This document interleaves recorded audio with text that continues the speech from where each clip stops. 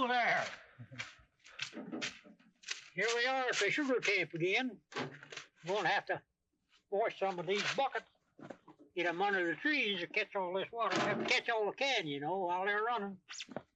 They just run when they want to. You know, you can't make these trees run only when they want to run. You have to live with these trees. You can't just visit them once in a while.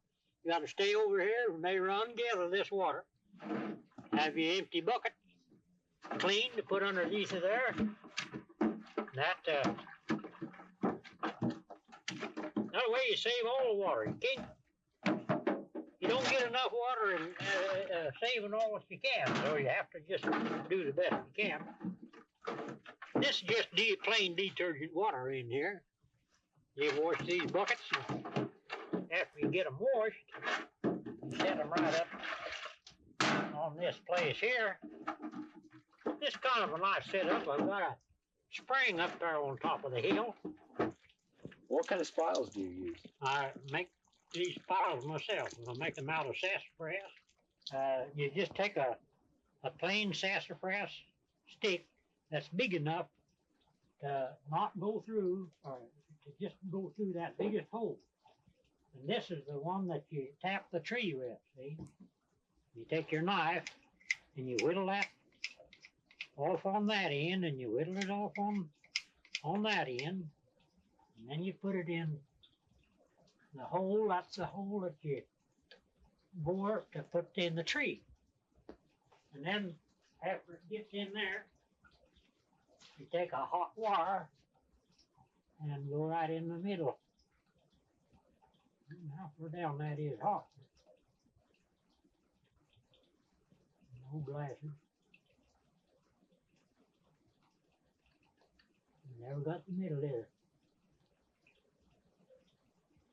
Now that wire burns the hole out in there, you see. When the hole gets burned out, it didn't go plumb down. When the hole gets burned out, you saw this thing in two.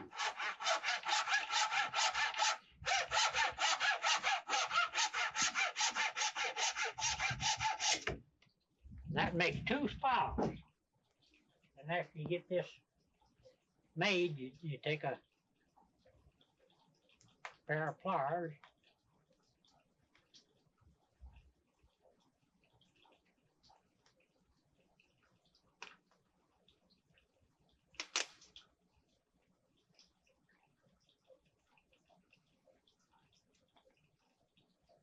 You bend that all right around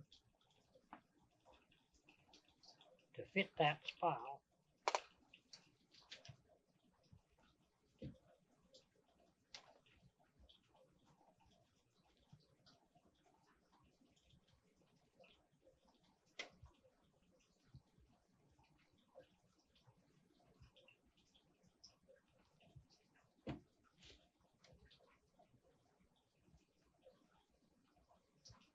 You break that thing off like that. And you just put that, the width of your pliers, make a hook on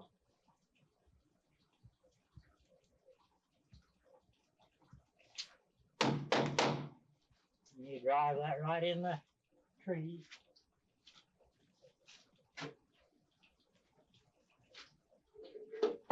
Hang a bucket on it.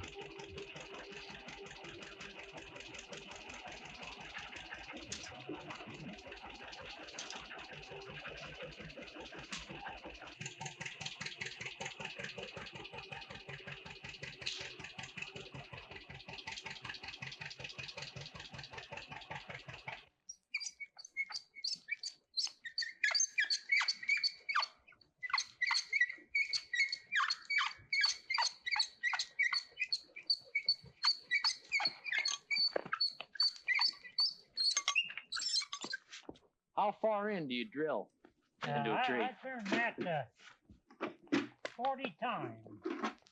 I can show you out here. That spile goes in that deep before it's drilled, which would be 3/4 of an inch. Well,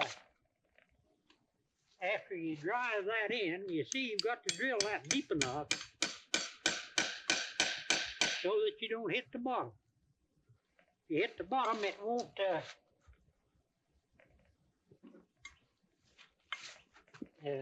drive in any further, and all the water won't come out. I don't know if you see that one's running. All these trees that you see around here would run just as much water as if they hadn't never been tapped. All they need is a new tap. They've been here too long, and they heal up after so long. These have been tapped 6 weeks. Well, that's too long. That sugar water, I suppose, is for the purpose of healing the tree. And whenever it heals up, you have to make a new tap. There's no set amount of time or of size. The smaller they are, the less they'll run. A small tree for a while will run just as much as a big tree, but it gets empty after a while. Your big tree's got more water in it and it'll run longer. But a small tree, if it's deep enough to get 2 inches of space drilled, for a while it'll run the same as any other tree. And then again, the smaller the tree is, the bigger the wound in comparison with the size of the tree. And you're more likely to kill or damage a small tree than you are a large tree. How do you know if it's big enough for 2 or more buckets? Well, now that all depends on the size of the tree. You'll not get twice as much water from 2 spiles out of a tree as you will from 1. But you will get more than the same amount. Or it has longer, well, it just has longer to run, and it runs faster. And whenever they get big enough that you're not likely to damage them from too many holes, why you just tap them twice. And then again, it depends on how many times they've been tapped before. People will say to tap on the south side of the tree. But the south side of the tree thaws out first, and it'll run first. But after it gets thawed out, any part of that tree is just as good. Another thing that old people used to do, in this article that you let me have, they said so far up from the ground. Well, it don't make any difference about how so far up from the ground. I always put mine up high enough that the dogs can't get in it, and varmints and stuff. After all, your water is not coming up from the ground, it's coming down from the top. How much sugar water does a tree make in a season? A good tree, well, the biggest of trees, some of them been known to make a gallon. But they have to be an awful big tree, and you have to put lots of spiles in them. A tree that size right there ought to make a quart of molasses if you keep it tapped and use the whole season. If a person didn't have but a few trees, he'd just work at it and keep it tapped. But with me here, I've got enough trees that I can't tap all of them. Does the location of the tree, like with a branch or something, does that make any difference? I don't think the branch has anything to do with it unless you're on awful dry territory. Usually in the winter, there's enough moisture any place that a tree will get enough moisture out of the ground, whether it's close to the branch or whether it's not.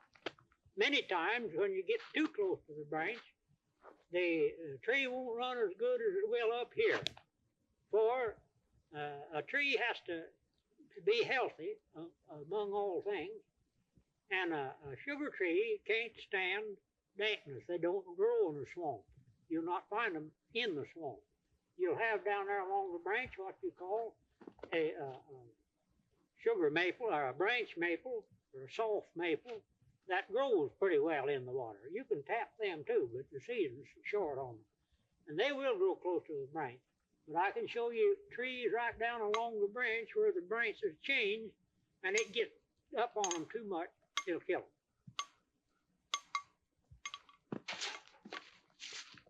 Now you can see that tree is running about the average of what a tree runs. Could you explain what the difference between the sap and the sugar water is? Yes, the difference between the sap and the sugar water is that sap is what comes up in the spring to make the leaves. Sugar water is just water that's stored up inside of that tree. When the sap comes up out of the ground and the tree goes to growing, then this sap is green and it's got the properties in it to grow the tree and to make leaves. And when the sap comes up in there, it'll be an amber color. And when you look at your water and it's not good, clear water, if it has an amber cast, it has some sap in it.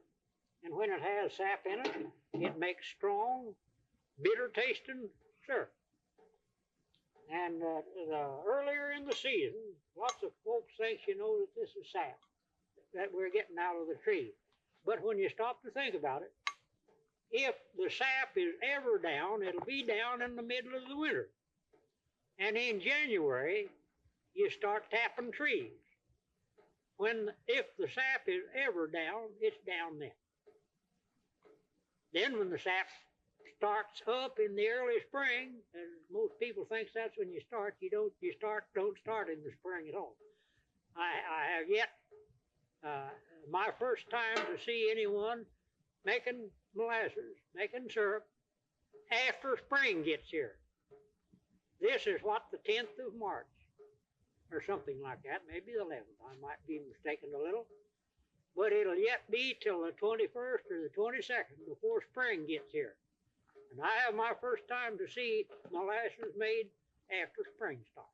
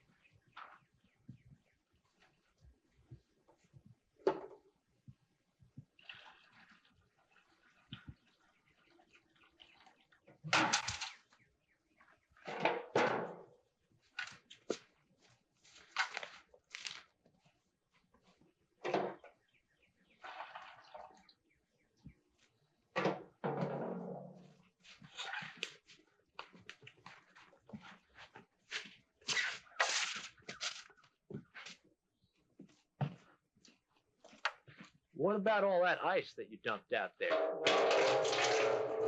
There's not any sweet in the ice. Sugar won't freeze. Sugar all freezes out of the ice. So you've got just as much in that sugar in that with the ice dumped as you would have with the ice in there. How often do you have to come out and collect the sugar water? When the trees are running good, about twice a day.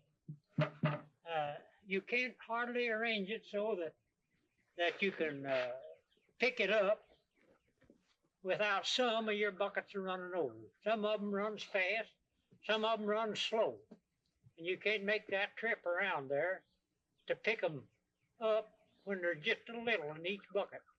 So you make about 2 trips a day. You get all the water you can use anyway, so it doesn't make any difference. Some of the good ones does run. That's the way you get all the water you can use down there about twice a day. You gather them up, unless they start, whenever it thaws out about noon, once a day. But if it If it starts running real early in the morning, twice. I never get more than twice a day.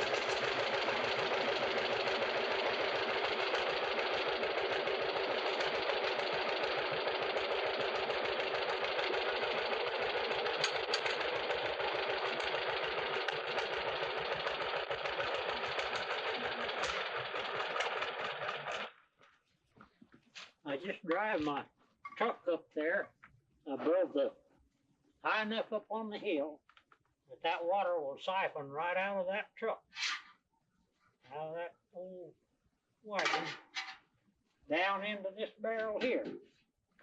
And when you siphon it into this barrel here, it goes through a straining process.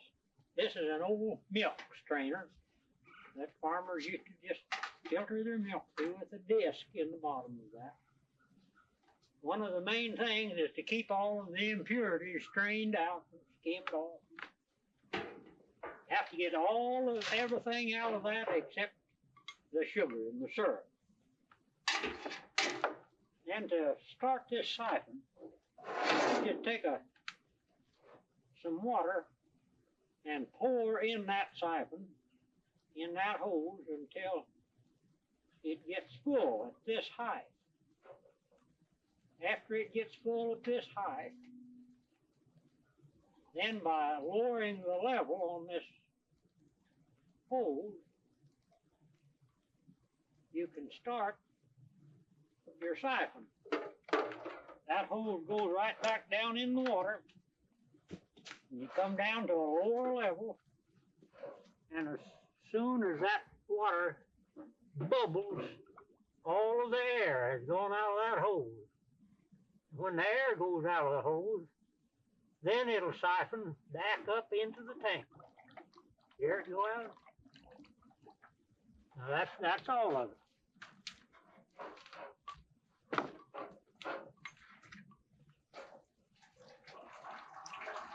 You know that water just runs out of that hose through that strainer?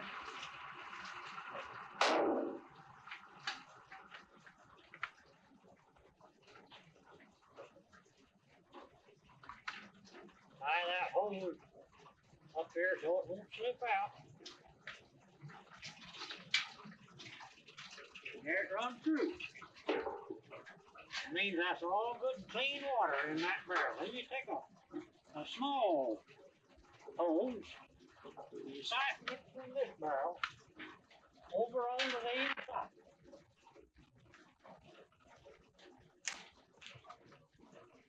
We'll go on the inside here and see how it comes on the inside. Now after you get the siphon going out in the barrel, the other end of this small hose comes in here.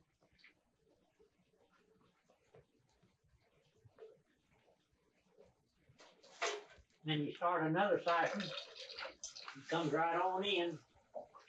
You can either put it directly in that pan. Now that's running a little bit too fast to go in there.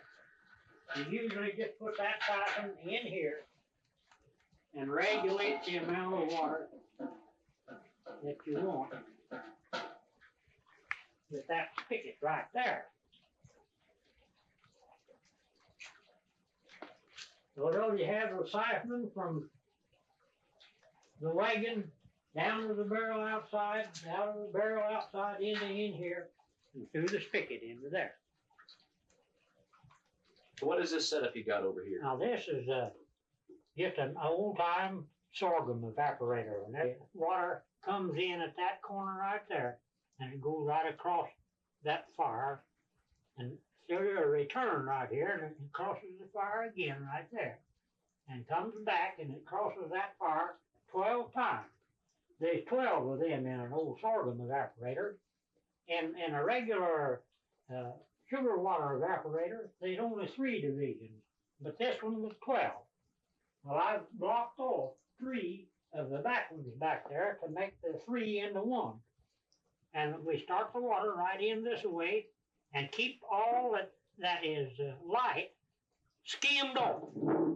Everything that's light skims. And it floats, it comes to the top, and it skims.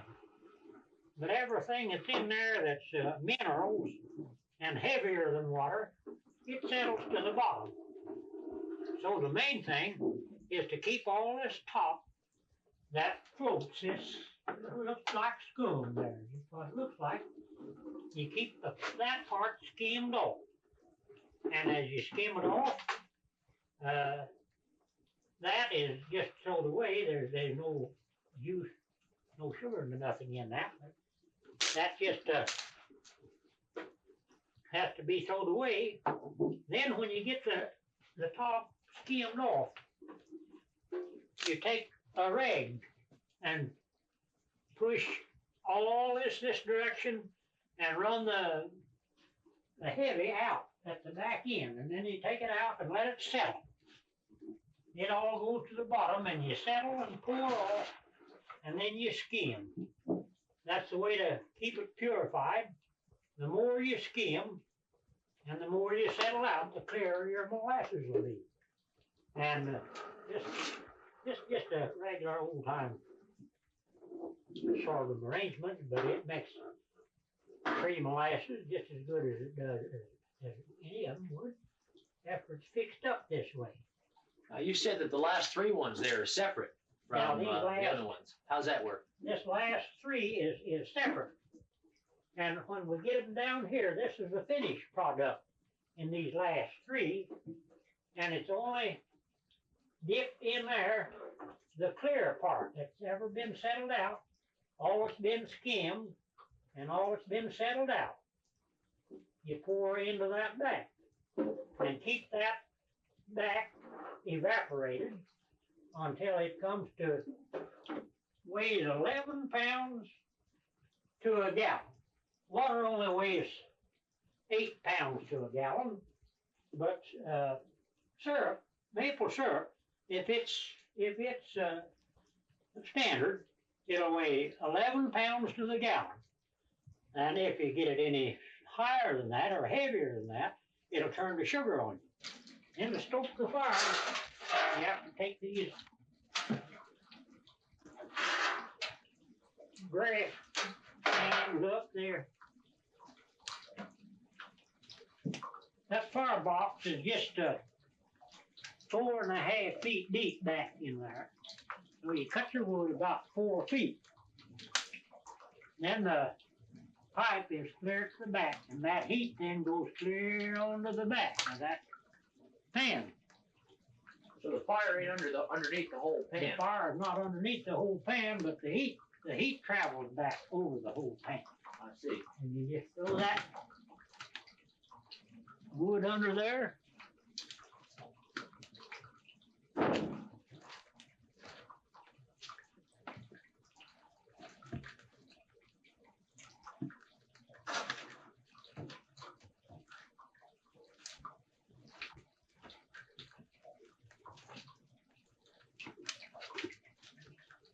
Oh, that will evaporate out of. Oh, that's enough wood to evaporate out about 1/2 of a barrel of water. How long does the stuff have to evaporate before it turns into syrup? You just have to evaporate that. You have to cook it till all the water is out.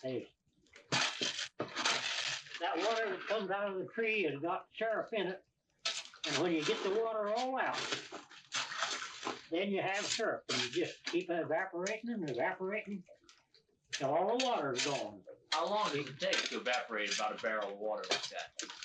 This rig that I've got here evaporates about 4 barrels of water a day. That's just an old sorghum evaporator.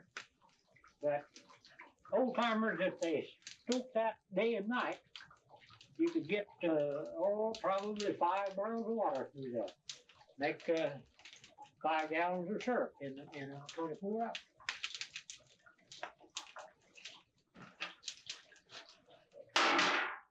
Yep, put the draft on there. That air goes right on back through. And if that's that on there, there's a lot of cold air going in. When you put that on, then what little air goes in at the bottom feeds the fire and don't draft cold air on your pan. You put that one on that direction. It kind of regulates your draft when you put your sassafras tea back on. Anytime you want to drink a tea, you have plenty of it right there on the fire, ready for it. Now I will tell you the joke about the old cowboy. No, I'd like to hear that. Out west, there's an old cowboy. When it come one of them there storms, out there comes the snow and the snow does above you. There's a preacher out there, and he's getting ready to have big services. And supposed to have a big crowd out there. Weather's bad. So when they got there that Sunday morning, there's nobody there present but just one old lonesome cowboy. Preacher said to him, "Now, if you was in my place, what would you do? Would you preach to just one person in the audience?" Well, old cowboy said, "I don't know very much about preaching. I'm just an old cowpoke. But if I had 100 steers and I took a truckload of hay out to feed them steers, and when I called, they wouldn't but one old steer come up, I'd feed him." Well, preacher says, "Yes, I understand what you mean." So he began preaching. He preached on and on and on and on. After he got through, I said to the cowboy, "Now, what did you think about that?"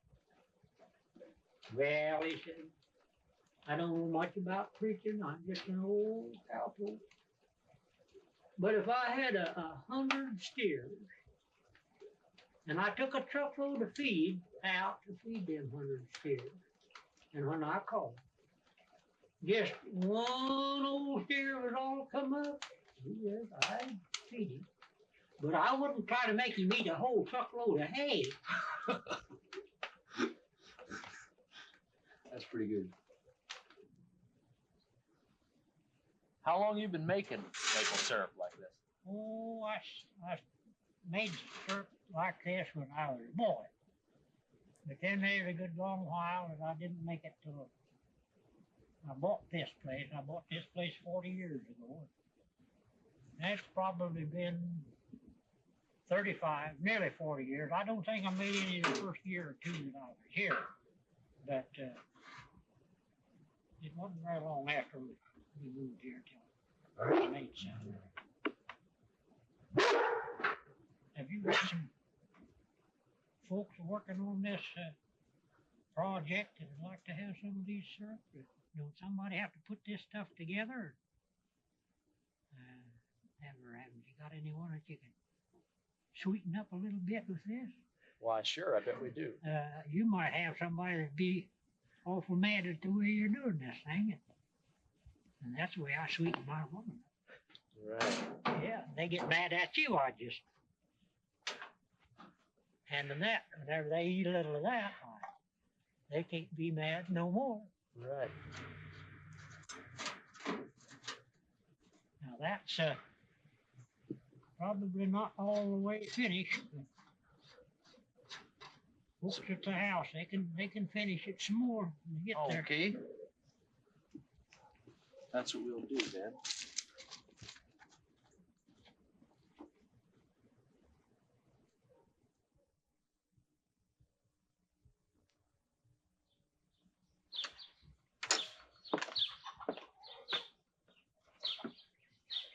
How you do? Come in and see my quilting. I'm working on the butterfly quilt.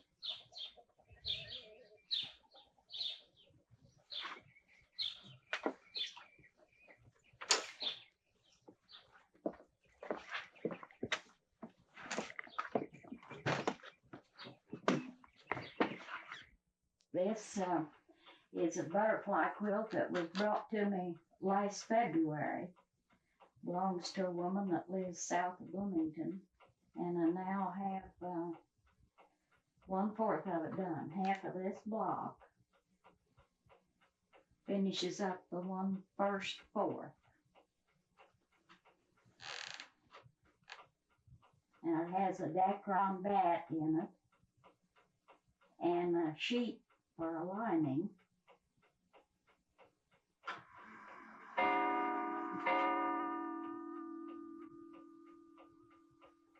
And the way you quilt, you just put your finger underneath the quilt and you push up and make a little hump from underneath, and then you sew right through that hump on the top. And you mark off with a pencil, mark your quilting designs, or my special way is to make my pattern out of brown wrapping paper and quilt along the edge like this square right here, and then these little things are made with brown wrapping paper too. And it's very important to go clear through till you stick your fingers on the underneath side, and then come up just as short a stitch as you can. And that's about all there is to quilting, except lots of practice. Try to make your stitches as small as you can. How long have you been quilting? Oh, more than 60 years. I started my first quilt before I was old enough to go to school. And by the way, it was a necktie. And I have a new one started here that I'm putting together, and that was the pattern that I started for my first quilt.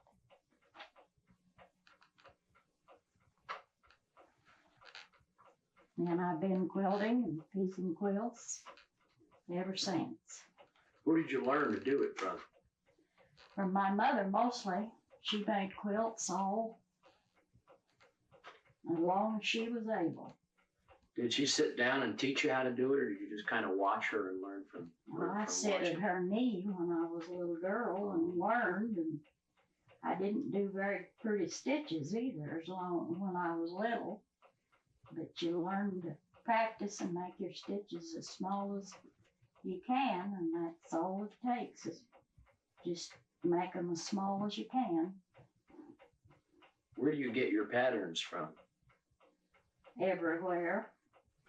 I bag them and I buy them and I make them myself. And this one I made myself out of my postage stamp pattern. And it's a California star. And I just cut wrapping paper, newspapers, and make them fit and then sew them up. Do all of the different quilt patterns have names like California Star and things like that? Most of them do, and some of them have 3 or 4 names, or maybe more than that.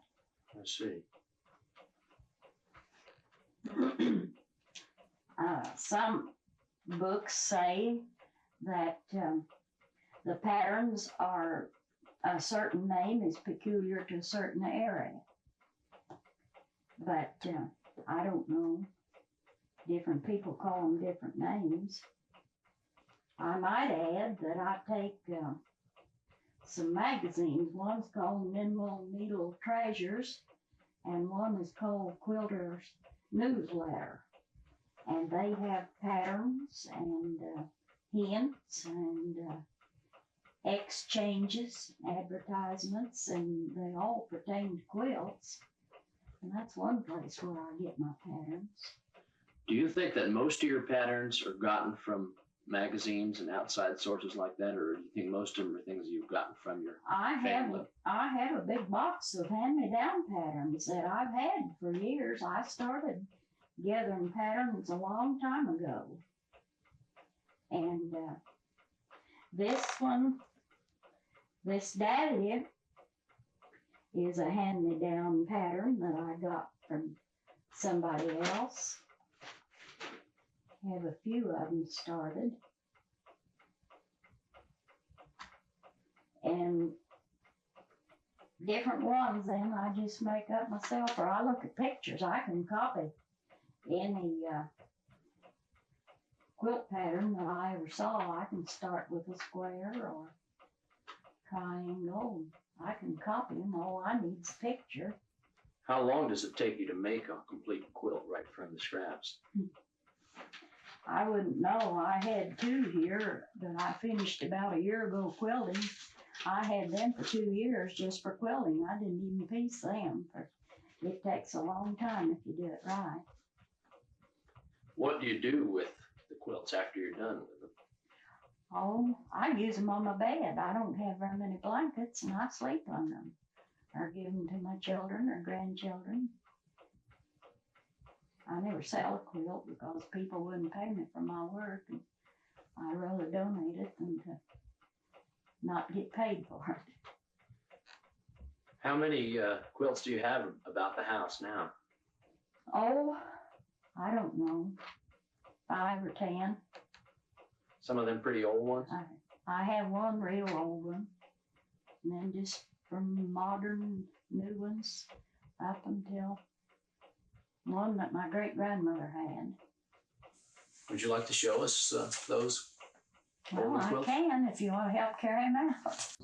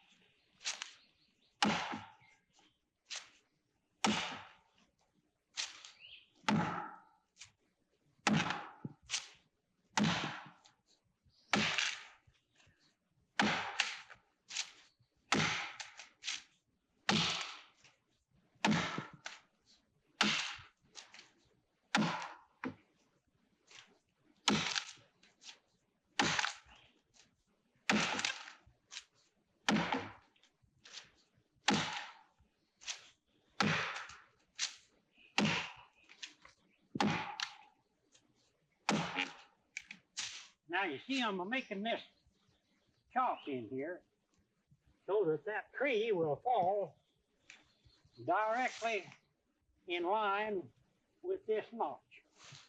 When this notch gets wide enough so that a little left on that stump will keep it from going that way, and weaken it enough so that it'll fall that way, that notch makes it go the right direction. And you chop in here till you get as wide a notch as you can get.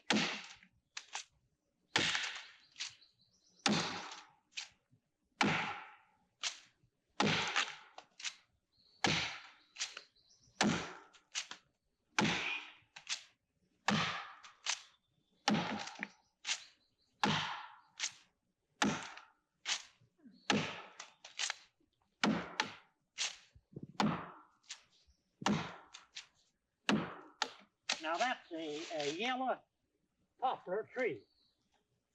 It's what we usually call a tulip tree. What they call it, a national tree. Now the inside that is I don't know if you can get a picture of the color in there or not, but all this white is sapwood.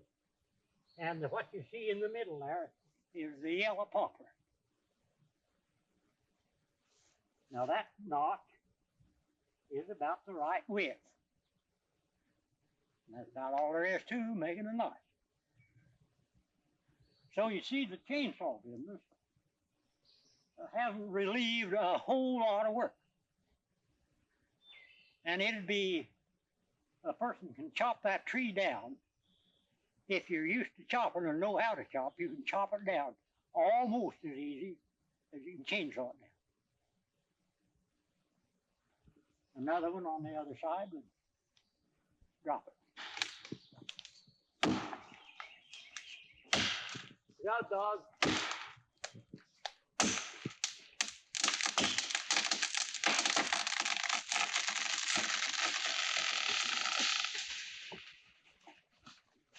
Now she's done what I said.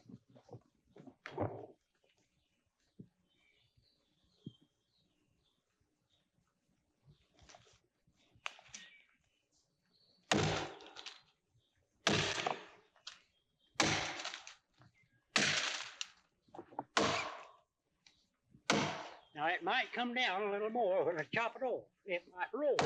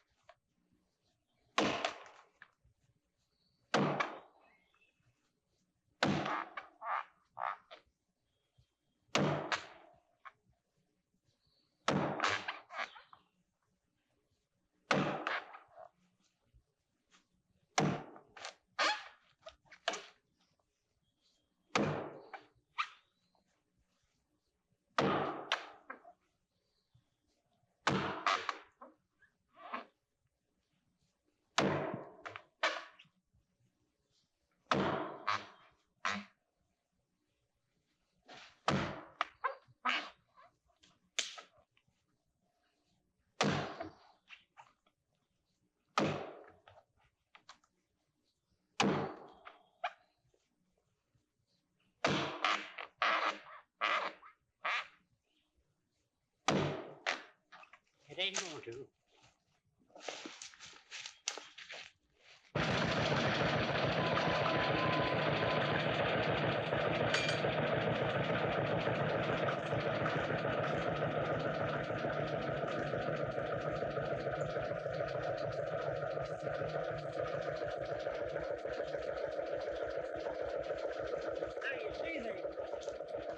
The only way you can drag that down is that way or this way. You might pull that way with about any kind of, it has to be a big bulldozer or something, because if you pull that way, you'd have to uproot that stump. Yeah. See what I mean? Yeah.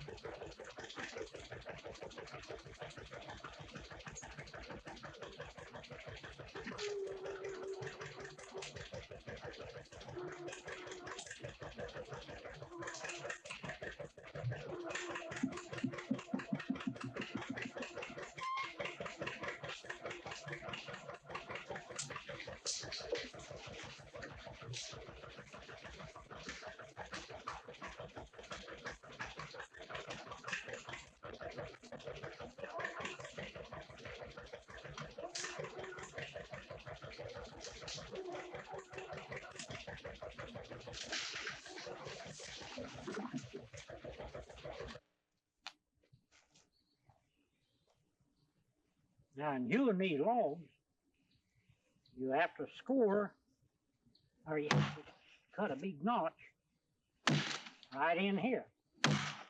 And I'll show you one of the little things that will help in determining how this is done. See, you chop in there till you get a notch. The idea is this. You don't want to chop that deeper than where you want the side of your timber. Now, I've got a notch in there. That's the width you can see there right now. That's maybe 6 inches. The next thing is it straight up and down this way? Now, I've got a level or a plumb down there in the wagon that I could lay a plumb in that notch and see whether it's up and down this way. But in place of going down there and getting the plumb and trying that takes lots of time. When you stand right up here, as straight as you can stand, it's like telling how tall a tree is. If you're nice and trim and young looking and right weight and good looking like I am, and you haven't got a big bay window, you can stand here just as straight as you can stand and look right down across that stomach. And if you can see the bottom of that notch, it's not too far under. And if you can see the top too heavy, it's not too far under. Because from where I'm standing, straight from my eyes, I'm standing straight enough that I'm not falling over that way, and I'm not falling over this way. Straight is the way I can look down there and see that notch. Yeah, you see what I mean by that. Now you get that in there that way, and you come and knock that piece off.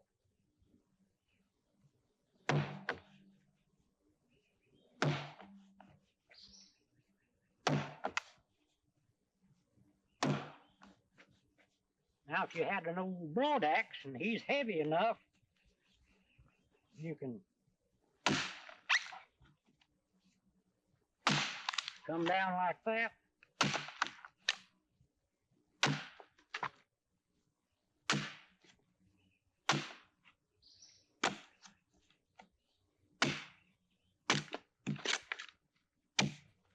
And just slice that off.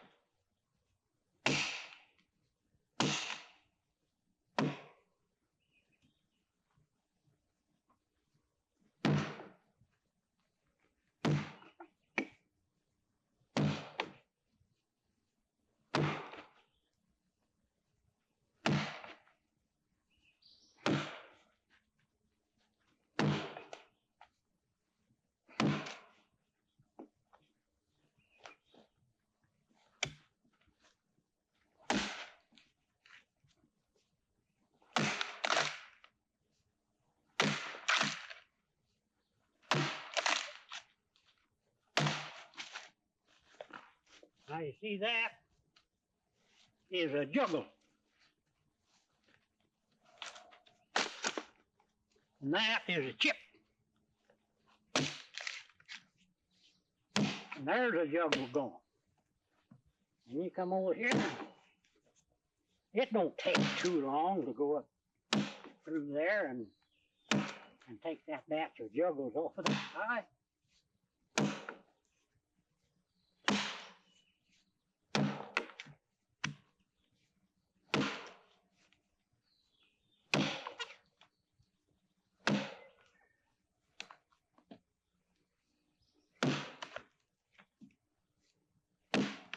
Another thing is that when you're knocking your juggle out, from this end, you can hit a lick the direction you want it to go. But from this end, the only way you can hit that is at an angle you don't want. So in place of hitting that at the bottom of your notch and going deeper, you don't quite hit the bottom. And your axe will naturally go a little deeper than it was. And you have to hit that light. And from this end, you knock off that juggle. And you see there's still a prong holding in there.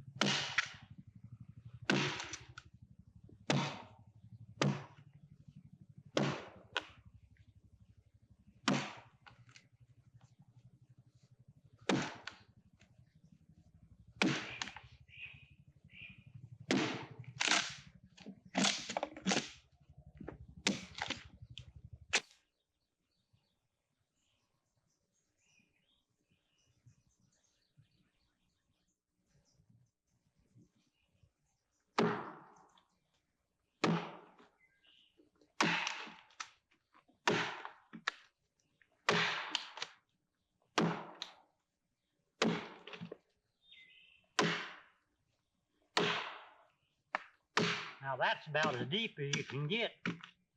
With that, you'll have to come back and bring you some more.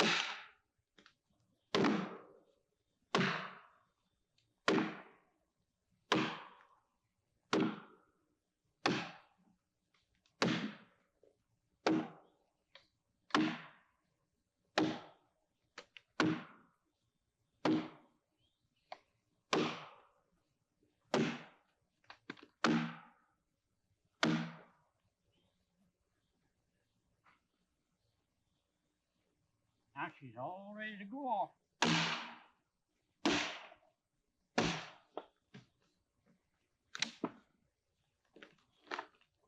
There she is. Right.